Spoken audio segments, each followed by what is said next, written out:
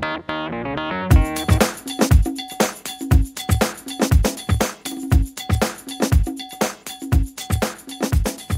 back to Coffee Talk with Crooks and Ringo. Happy spring break. We are at the edge of chaos in the Lister Hill Library. It's a really special place here on campus. It was designed to have faculty and students meet and have some synergistic conversations.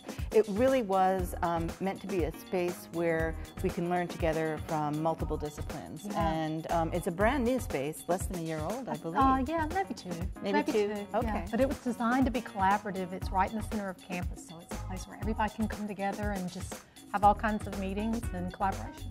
And when you're on campus for your intensives, I encourage you to come over here. It's on the 4th floor at the library. This week we're talking about innovation and as well as what it means to be a change agent.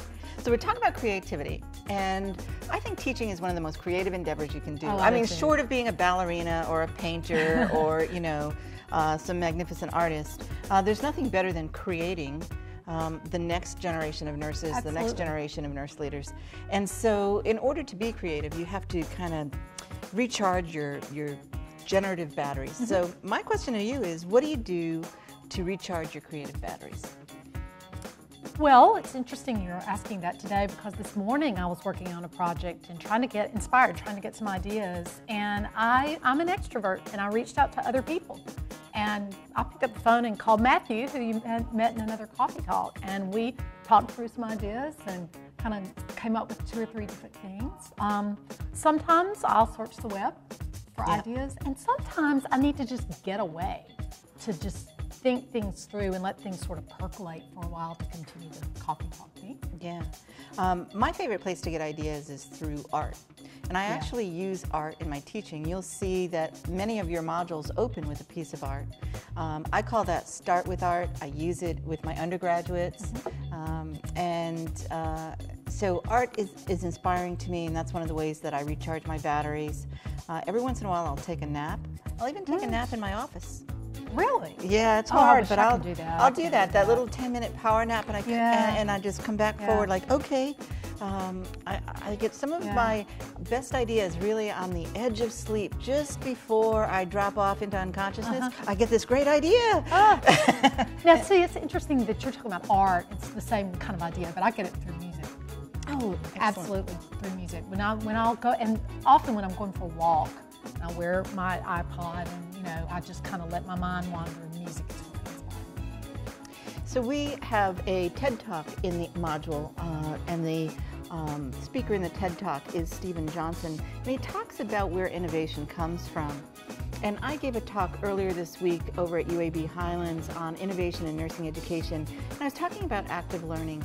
And the interesting thing is that a lot of the things I was teaching those nurse educators to do, and these are nurse educators that practice in a primarily staff development role, was stuff that came out of elementary school and secondary education. You know, so what's old becomes new again. Absolutely. You know, I was teaching them a lot of techniques that you'll see in Montessori schools.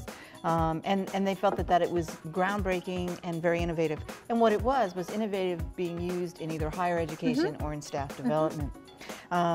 Innovation, though, comes with a certain level of unpredictability. You're not necessarily sure how it's going to go over. Oh, yeah. And so there's a little bit of emotional risk that you have to take when you're innovative. And I think, you know, in order to be creative, and I think Steven Johnson talks about this, in order to be creative, you have to be bold.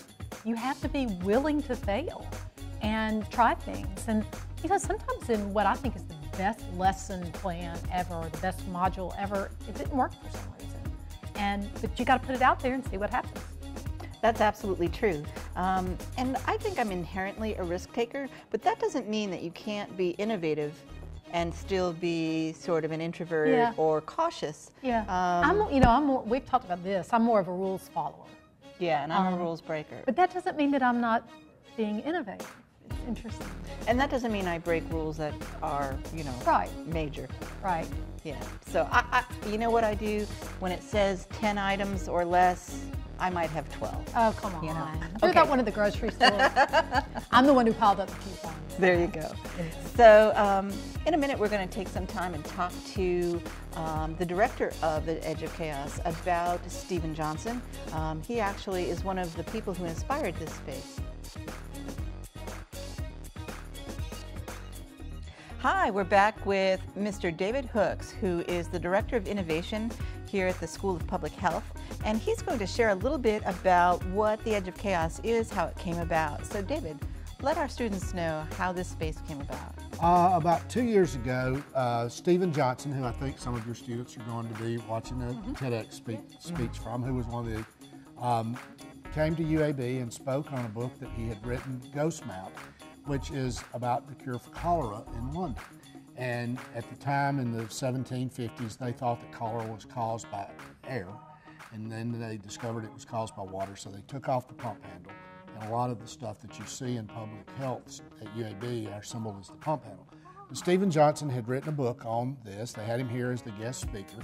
He was working on another book at the time called Where Good Ideas Come From. And I think that's the talk that you're going to be watching. That's right. That's what they're watching. And so he talked about where his ideas came from. And the general consensus is, or not consensus, but his theory, that good ideas come not in epiphanies or in the shower overnight. They come to you built over time with layers of thought, meeting and interfacing with other people. And described it as, really in what he was referring to was Benjamin Franklin meeting in the coffee houses in London when he was there in the 1750s. Meeting with Johnson and Boswell and all those guys. And I think it's Benjamin Franklin. I think about politician and signing the Constitution. But he was really, at that time, the foremost noted scientist in the world. He was really the Stephen Jobs of 1750. Right. Yeah, he was. So, and out of that, so Dr. Max Michael, who is the Dean of the School of Public Health, said, we can build that. And came and said, well, we have some vacant space, let's do that. Now, if you're a UAB student and if you come on campus at all, I know your students don't do a lot. Probably the reason that we're doing this video is because parking is so terrible. But it's true anywhere. But so as you come through, this space, I sit on top of the Lister Hill Library. And we have 16,000 square feet. This space was designed to capture creativity, innovation, and entrepreneurship coming out of the university and do good things with it in the corporate community and within the university. And those things could be policy, they could be legislation driven, they could be missionary work or social work, or they could be products and companies. So that's kind of and it's just truly the creative side of what's going on. That's right. And I think you need to have time and space to come up with those ideas. And I think Johnson in his talk talks about some companies giving employees up to 20% of their time to just kind of generate ideas. Google absolutely does. That gives 20% to bring in new ideas and do that. Well, you were telling me earlier that did you actually meet Stephen Johnson? I have actually met Stephen Johnson several times, and he was here for the grand opening, which was October a year ago, so I guess October 2012. He had been here the October before for the speech. The decision was made to build it. He was invited back for the grand opening and to deliver the speech. And you can go on our website, which is www.theedgeofchaos.org, and some of his talks on there and some other stuff as well. But some of the things that was very interesting in his comments, he looked around and goes, oh my goodness, I never had any idea somebody would actually build what I was talking about. And so that was kind of really cool. And then we've hosted, the thing that's really kind of amazing, we've hosted over 822 meetings with 22,000 people through this space in the last year. The last year. Has it just been 1 year? Yeah. October was a year, a year and a half. Okay. So, I mean, the kind of volume that we put through is amazing. We have, the nursing school uses it on a regular basis. Yeah, we do. Y'all have actually won some innovation awards out of here that's come through. Because of where we sit within the university campus, about 80% of what we see through here is healthcare related, and it's just a physical location. And then we do, prior to this discussion today, you saw the Birmingham Business Alliance had their small business committee meeting here, and it was on innovation and entrepreneurship at UAB and what's coming. So of course it was held here. Facebook held a Capture the Flag program here. Facebook out of California, big corporate Facebook, held a Capture the Flag program here this weekend with about 50 students representing 8 universities, and Hoover High School had it too. So that was kind of cool. And we're getting some national press and some national recognition because we are truly on the cutting edge of what other people do and kind of how we manage the space. If you utilize this space, you can have the space, but you have to set everything up. Right. You have to cater in, you have to do that. And that's just from an operational standpoint. Most venues set all of that up. Right. And we just, we can't do it. We could do it, but then, we'd have to start charging. Right. But I love how all furniture is modular, I guess is what you call it. And it all can be moved anywhere. Modularly mobile. Yeah. Yeah. Yeah. It can be moved anywhere, and it's easy to move. All that. Yeah. So you can do whatever you want to. And I can tell you that feng shui actually works because you can make people sit where you want them to sit by how you structure the furniture. There you go. It does break down the silos, though, because in terms of where we are as academics, and you folks are aspiring to an academic role, and you'll find that you get to know your coworkers really well, but you may not know the person in arts and sciences very well, or you may not know the person in engineering very well, or business. And so this is one of those spaces where you can meet colleagues and find commonalities and generate new ideas. And it's really designed to do that one of the specific designs. And to give you an example of the one that I use is brain mapping. We have a group that meets up here once a week to do brain mapping, attempting to find a cure for Parkinson's and Alzheimer's. And they will say they're attempting to find the cause of, and I say, well, if you find the cause, can't you find the cure? Yeah. So, but working on that, and if you think about the skill sets needed to do brain mapping, you need a neurologist, you need an electrical engineer, and you need a computer engineer. All three of which exist on campus, but they're all three in different schools.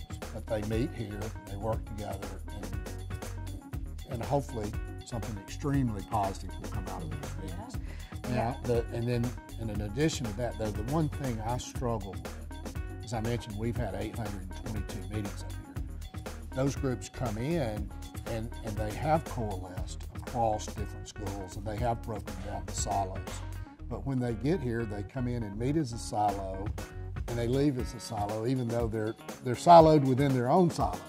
So my challenge is attempting to figure out a mechanism to break down those silos within the silo. So you're a change agent, really, Absolutely. Trying to change a culture, Absolutely. trying to change an academic culture. Absolutely. So that's going to take you years, David. That's your Oh, last word right there. Longer than No. You'll start seeing some stuff that's coming out of here. You're going like, they did that in a year. That's great. Yeah, That's great. that's I did notice that there is an art exhibit that our medical residents Absolutely. have posted here. So this place can be a place of creative expression in a number of ways, I encourage you to come over. It's a wonderful space. I'm very proud of UAB. Thank you, David, for being with us. I appreciate your time. And when you come, just let us know who you are and what you're doing, and just say hi. And one of the things how I capture people visiting is I actually ask you just to go on our Facebook and let us know you were here. Okay. And it's a creative mechanism for us to do it without having to register or to keep rolls. Yeah.